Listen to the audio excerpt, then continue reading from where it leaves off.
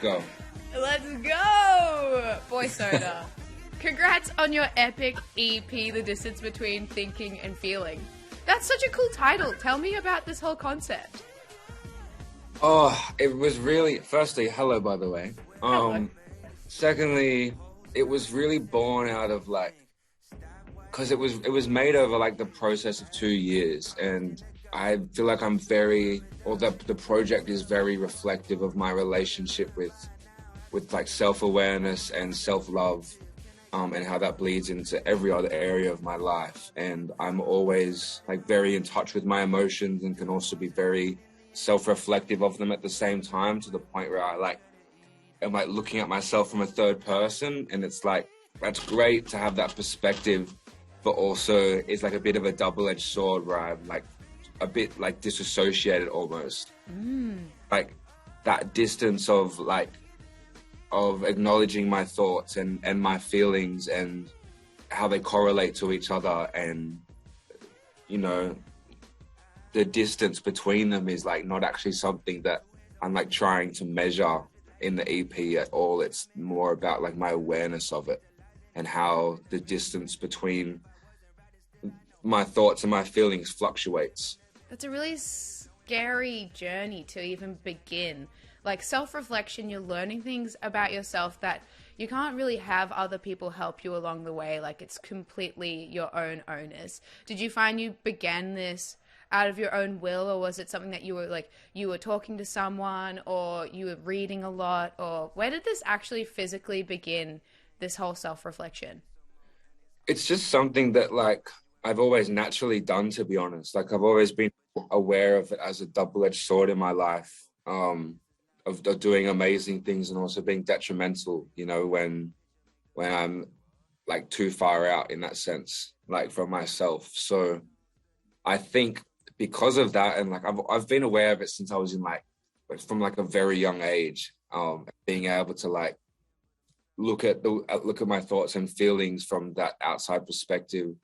So it feels very appropriate and also very like cathartic for it to arrive now as my first body of work, because I think it's something that's always been in my life, and the fact that it's come out naturally and organically into this body of work makes me feel very confident in its like authenticity. Yeah, that's one thing that I would definitely describe this body of work as authentic. You know, you've got this undercurrent of reflection from, you know, you see you stopping and smelling the roses and welcome to the glow up. You're celebrating love and love you to bits. You know, you've got in big this feeling of being small, but that not equating to insignificance. What do you think over the last 2 years of this collection has been your biggest learning about yourself?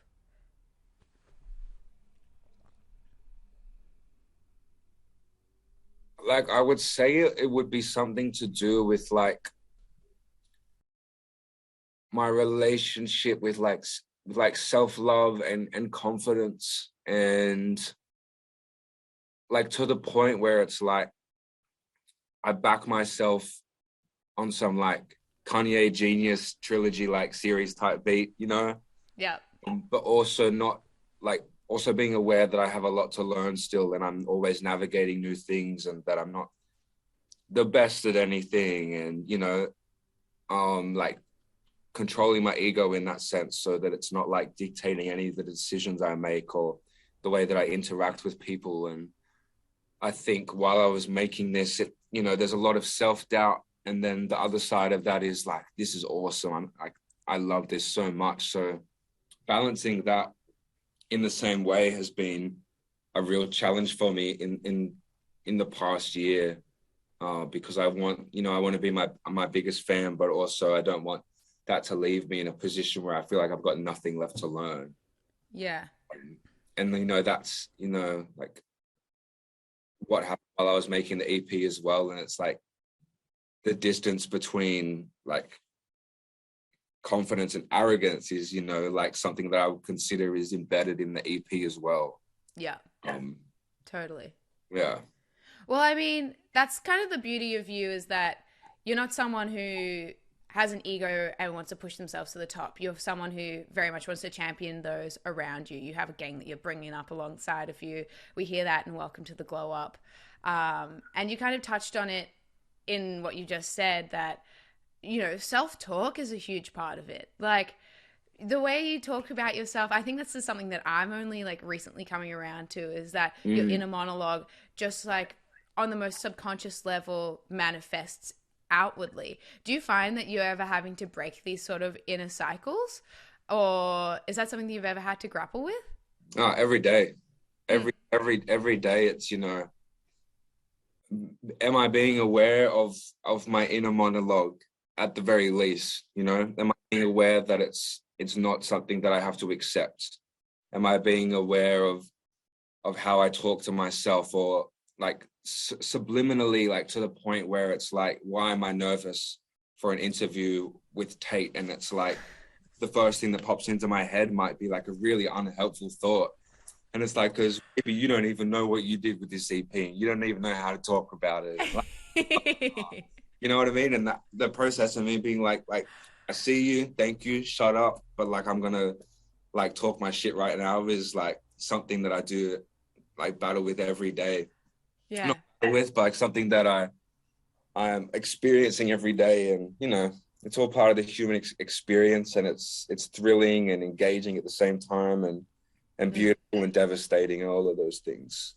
Totally. Taking up the space. Tell me about your track Lonely, because that's quite a shift in this EP. You know, you go through this kind of rise and then it kind of has a little bit of a dip there. It's one we haven't heard yet. Lonely for me is like, I've always called it, you know, in context of my EP and the story, like arc of it, like that's the fall for me. Like that's the, you know, you build up all these beautiful things with 2005 and vulnerability, and then like it goes to Ride, which is like introduces a new character into it, and then it's Love You to Bits, and then it's Welcome to the Glow Up, which is Celebration, and then it's just like Lonely. But it's like, I also feel like the track is me falling upwards, if that makes sense, because yeah, I like that. It's because like I'm so aware of how I'm feeling, and so unforgiving and conversational in the way that I talk about it, that it's actually a reflection of like my ability to feel the things in the first 4 tracks, and then like talk about it openly and transparently and without judgment and with self-awareness. And I love that part of it, because it's a universal experience of like being in a room full of people and feeling very alone in that sense. And, you know, the act of acknowledging it and talking about it and singing about it, for me, is a reminder that being lonely is just a human emotion. It's not a bad emotion. It's just an experience that is part of, you know, just a spectrum of emotions that we, you know, get to live through every day, and it's part of it. And I don't want an EP that's all happy and all rose-colored lenses, you know. And it's really important for me that it came before Big on the EP as well, because Big is like, it's a bit of a resolution to that like feeling. the yin and the yang of it. Yeah, 100%. Exactly. Do you feel like your hometown of Terrigal feeds into your music? I think it feeds into my person, so inherently at some point it probably does. But, you know, that's the place and the environment that I grew up and learned a lot of things about myself. And I'm super grateful to have that as a place that I can go back to, you know, go back near the beach and see a big body of water and be reminded of how small I am, you know, and then come back to Sydney and put some fucking work in. You know, so I love having both. How do you go with stargazing? Do you ever feel insignificant when you stargaze? I personally can't stargaze because I'm like, the world is so expansive. I'm minuscule on this rotating rock. Like, yeah, that's why I wrote Big. That's literally why I wrote Big. Like that feeling of being like, oh fuck this, like literally a speck, like I'm a blob, like I'm a particle of a giant's breath in the universe, you know, like nothing fucking matters. And then it's that process of coming back down and looking at the relationships in front of me and the things that set my soul on fire and why they matter so much, you know, just for me, like not for anybody else. Like looking at the way that the sun hits a brand new leaf growing on a succulent in my room is so beautiful, and putting weight in that, you know what I mean? Because of course, like in the context of the whole world and the universe, that doesn't matter, but at the same time, it's everything to me. And the people that we surround ourselves with, who are, you know, there's no obligation to be around people. It's not, everyone's got time and energy that they choose to delegate to people and experiences. And if you've got anyone in your life, it's a mutual exchange of those things, and a decision to have that, and to have another person in your life, whether it be romantic or platonic. And that, you know, comes down to being here to love and be loved. And that's everything. So yes, I stargaze because I like coming back down. All right, talking about setting your soul on fire, how are you gonna celebrate and stop to smell the roses on this release when it's out? What are you doing? uh I'll do the Lansdowne show and then just wing it, I think. Mm. You know, have a good night with whoever's there, and celebrate everyone that contributes to the person, the artist I am, and everyone that contributed artistically and emotionally to the project, and just celebrate with them.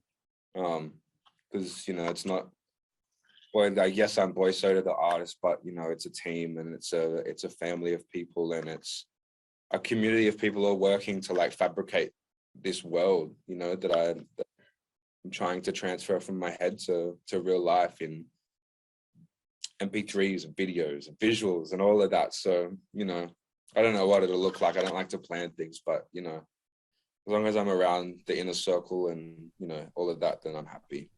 I love that. There's always a village behind a success. Well, Boy Soda, congratulations. I'm very proud of you. Thank you, Tate. Love you.